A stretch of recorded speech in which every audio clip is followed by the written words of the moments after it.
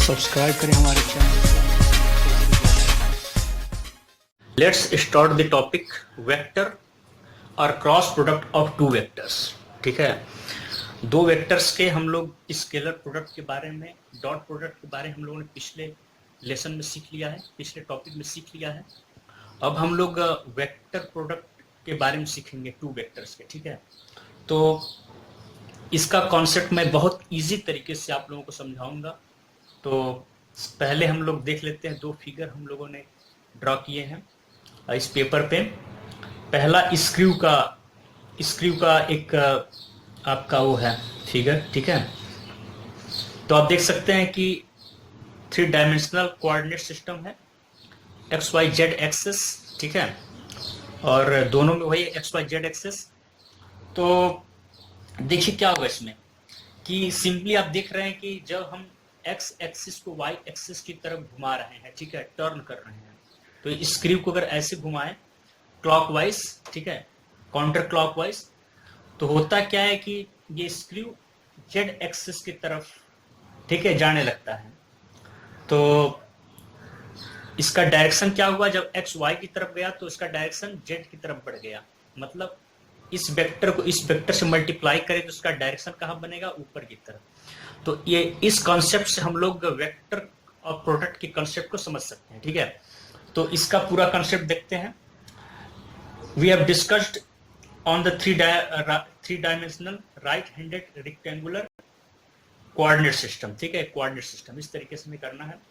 In this system when the positive x-axis, ये positive x-axis है, ठीक है, is rotated counter clockwise इस तरीके से, ठीक है, to the positive into the positive y-axis, y-axis की तरफ इसको मूव कराया जाता है। ये राइट हैंडेड स्क्रू, ठीक है, राइट हैंडेड स्क्रू है, would advance in the direction of the positive z axis की तरफ जा रहा है। ठीक है, तो इस तरीके से ये कॉन्सेप्ट यहाँ पर बनता है कि जब x को y की तरफ मूव करते तो z एक्सिस से डायरेक्शन जाता है। तो अगर ये वेक्टर है, वेक्टर भी है, तो vector A B equal to हो जाएगा A B sine theta n cap. N cap जो होता है वो यूनिट वेक्टर होता है, जिसका जो डायरेक्शन होता है दोनों वेक्टर के परपेंडिकुलर होता है। ठीक है, तो इसके परपेंडिकुलर भी है और इसके परपेंडिकुलर भी है। तो इस कंसेप्ट से हम लोग वेक्टर प्रोडक्ट को समझ सकते हैं। तो दूसरा भी और इजीली समझाते हैं, इसको देख लेते हैं। इन a right handed coordinate system, देखिए राइट हैंड आपका कुछ इस तरीके से है। ठीक है, तो ये वाला आप देख सकते हैं, इसको आप वाई ले सकते हैं।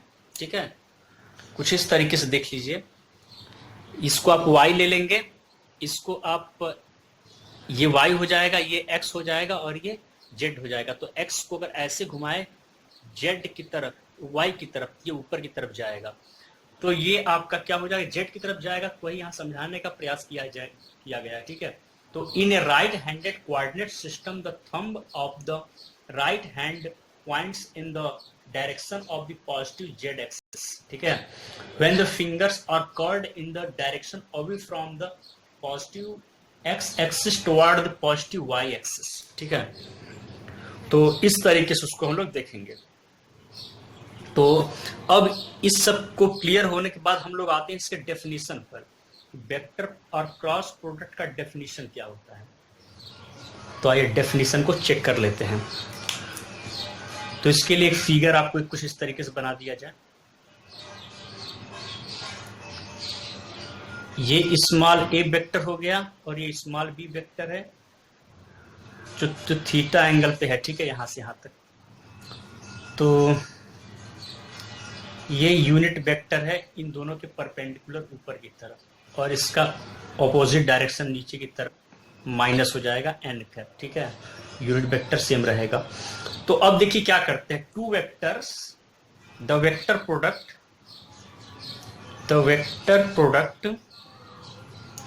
Of two non zero vectors, vector A and vector B. ठीक है, vector A and vector B का जो नॉन जीरो है, इन दो वेक्टर का जो प्रोडक्ट करेंगे तो क्या होगा, इज डिनोटेड बाय, कैसे डिनोट किया जाएगा देख लेते हैं। Is denoted by and defined as small vector A cross small B vector is equal to mod इसका मॉड्यूलस निकाल देंगे, ठीक है, इसका मॉड्यूलस निकाल लेंगे तो मॉड वेक्टर ए हो जाएगा। क्या सिंपली इसको आप ए भी लिख सकते हैं और मॉड वेक्टर बी को आप सिंपली बी भी लिख सकते हैं। तो ऐसे लिख सकते हैं mod vector A mod vector B sine theta और एन कैप। मैंने एन कैप की बात की थी ना, जो एन कैप है ये यूनिट वेक्टर है और in the direction of perpendicular to each of this vectors, this two vectors, ठीक है, इन दोनों के ईच के परपेंडिकुलर होगा और यूनिट वेक्टर होगा। ये यूनिट वेक्टर को डिनोट करता है। तो इसमें क्या क्या है, जो वेयर थीटा जो है आपका, where theta is the angle between vector A and vector B. Small vector A and vector B के बीच का एंगल आप देख ही सकते हैं। एंड यूनिट वेक्टर जो एन कैप है is perpendicular to both vector A and vector B, such that vector A and vector B and n cap form a right-handed system। ठीक है, ये राइट हैंड सिस्टम को बना रहे हैं। जैसे ये देखेंगे ये x है, ये y है, ये इधर है, ठीक है। तो right hand system rotated from vector A to vector B. देखिए यहाँ रोटेट किया जा रहा है ए से बी की तरफ, ठीक है, moves in the direction of n cap. ठीक है, कितना क्लियर हुआ इन सारे फिगर से और कॉन्सेप्ट हम लोग समझ गए। राइट हैंड थंब से, राइट हैंड थंब वाले सिस्टम से हम लोग इसको समझ पाए। और राइट हैंड जो रूल था हमारा, जो एक अंगूठा जेड दिखा रहा है और जो कलाई है वो आपका वाई दिखा रहा है और उंगलियां जो है एक्स को दिखा रही हैं। तो ये इस तरीके से हम लोग जब x को y की तरफ मूव किए तो z की तरफ चला गया, तो यूनिट वेक्टर z की तरफ चला गया था और a से b का की ओर जाना, a क्रॉस b को मान लिए थे हम लोग। तो सिंपली वो था। तो अब इसके कुछ ये देख लेते हैं, इसके कुछ कंडीशन देख लेते हैं। इफ